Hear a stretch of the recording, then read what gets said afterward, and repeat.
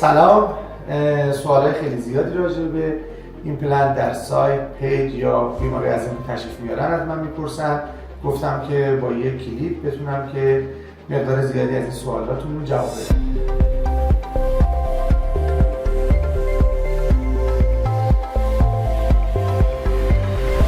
واقعیت که در مورد ایمپلنت های دندانی خب یه سری توضیحات نیاز هستش.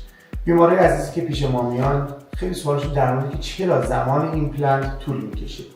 جدا از هر برندی که شما میخواید استفاده بکنید، زمانی که نیاز هستش که اون برند ایمپلنتتون با استخوان شما مچ بشه یا اصطلاحاً استئوینتگره بشه بین 2 تا 3 ماه است.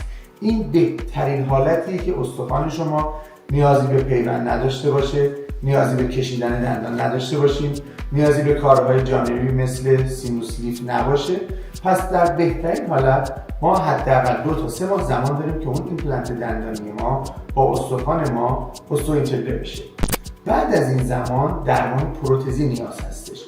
خود درمان پروتزی بسته به اینکه یک دندان باشه، چند دندان باشه یا در موارد فول ماوس یا کل فک رو بگیره بین 1 ماه تا 2 ماه حداقل زمان میبره.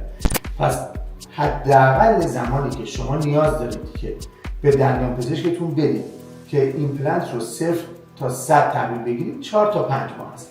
ایمپلنت هایی هستش که در مواردی میشه استفاده بشه که این زمان رو کمتر میکنه، اما اون هم حداقل 1 ماه و نیم 2 ماه زمان میبره و شرایط استفاده خاصی داره.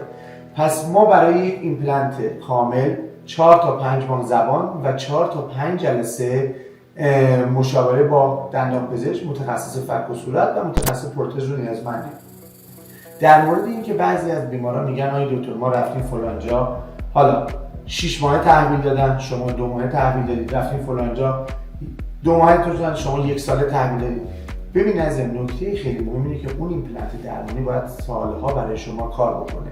در مواردی که استخوان بیمار ضعیفه، بیمار مشکلات سیستمیک داره یا نیازمند درمان‌های ترکیبیه، ما باید بکشیم ایمپلنت کنیم یا باید پیوند استخوان بکنیم یا باید سینوس لیفت بکنیم، ممکنه زمان ما حتی به 1 سال هم افزایش پیدا کنه. پس این تفکر که ایمپلنت دندانی برخلاف بقیه درمان‌های دندانپزشکی بر فرض لامینه، کامپوزیت، عصب کشی درمان‌های 1 جلسه‌ای هستن، این فکر اشتباهیه. همونطوری که توضیح دادم درمان ایمپلنت درمان زمان و تعداد جلسات بالاست، اما از اون ور وقتی کار با دقت انجام بشه، کار تخصصی انجام بشه، هماهنگی بین اون متخصص فک و صورت و متخصص پروتز باشه، در عوض از اون ور عمر ایمپلنت ما بسیار بسیار بیشتر میشه. ممنون.